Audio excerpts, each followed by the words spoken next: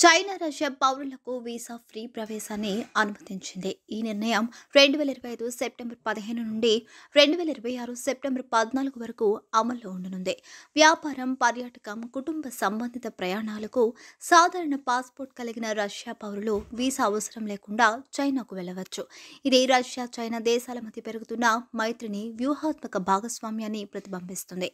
ఈ సౌకర్యం వల్ల రష్యా పర్యాటకులు అధిక సంఖ్యలో చైనాను సందర్శించే అవకాశం ఉంది. అలాగే వాణిజ్య, ఆర్థిక సంబంధాలు మరింత బలపడతాయని అంచనా వేస్తున్నారు.